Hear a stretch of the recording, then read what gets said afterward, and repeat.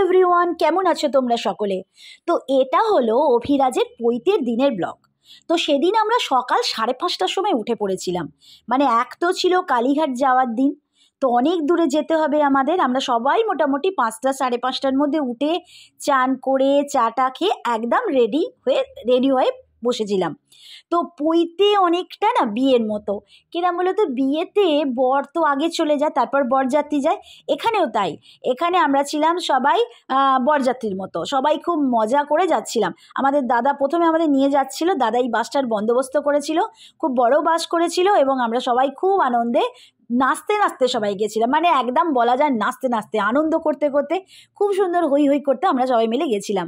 তো ওয়েদারটা একটু ঠান্ডা থাকলেও তো রোদ্দুরটা ভালোই ছিল, মানে সুন্দর ওয়েদার ছিল, কি বলা যায়। তো সেই হলে যে আমরা খানিক্ষণ ওয়েট করেছিলাম, মানে মোটামুটি সবাই আসতে দেরি লাগবে, যদিও মোটামুটি সকাল থেকে সবাই উঠে পড়েছিল।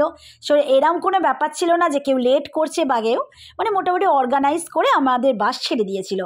তো সেখানে আমাদের গান, গল্প, গুজব, চিৎকার শুরু হয়েছিল, খুব মজা করে যাচ্ছিলাম।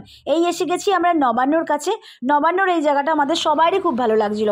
এক তো ফ্রেশ ফ্রেশ সকালের মর্নিং ব্রিজ, তারপর সবাই নিজেদের পছন্দের মানুষের সাথে, আত্মীয় স্বজনের সাথে চাঁচাতে যেরমভাবে যাচ্ছিলাম, আমাদের খুব মজা লাগছিল। এই করতে করতে আমরা চলে এসেছিলাম টোল প্লাজার কাছে। তারপর ওখান থেকে আমরা সেকেন্ড ব্রিজ দিয়ে মোটামুটি কলকাতার কাছে পৌঁছে গেছিলাম। তো আস্তে আস্তে আমরা ওইখান দিয়ে কালীঘাট ঢোকার মুখে এক্সাইড মোড়ে আমাদের বাসটা দাঁড় করে রেখেছিলাম। ঠিক বলতে পারছি না, কোনো ট্রাফিক সংক্রান্ত কিছু ব্যাপার ছিল। সেই মুহূর্তে আমাদের একটুখানি চিন্তাও ছিল, কী ব্যাপারে বাসটাকে দাঁড় করালো না কেন, এইভাবে দাঁড় করালো কেন। তবে বেশিক্ষণ আমাদের আটকে রাখেনি, তারপর বাসটাকে ছেড়ে দিয়েছিল।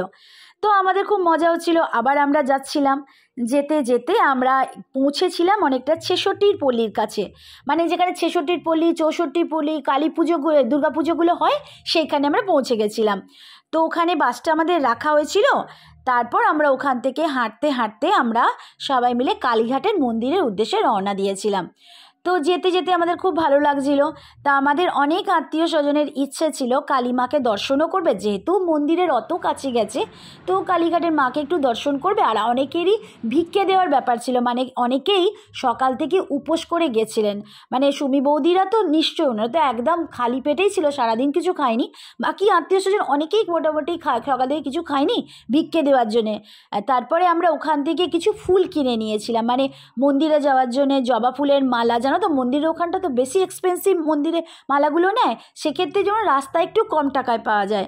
তো ওখান থেকে অনেকে মালা কিনে নিয়েছিল। তারপর ভিক্ষে দেওয়ার জন্যে সেই পৈতের দরকার হয়, অনেক কিছু চালের দরকার হয়, এগুলো সবাই কিনে নিয়েছিল। তো আমাদের আত্মীয় স্বজনরা কিনে নিয়ে স্কাইলার্ক বিচটা যেখান ছিল ওখান থেকে আমরা হেঁটে যাচ্ছিলাম। তারপর রাস্তাটা আমরা ক্রস করলাম, করে আমরা চলে এসেছিলাম ভেন্যুর কাছে। বেশিটা হাঁটতে হয়নি, বিশেষ করে রাস্তাটা আমাদের ভীষণ ভালো লাগছিলো। একদম মন্দিরের সামনে দিয়ে আসা, সকাল দিকে একটা ভাইবস পাওয়া যাচ্ছিলো, ভীষণ মজা লাগছিলো।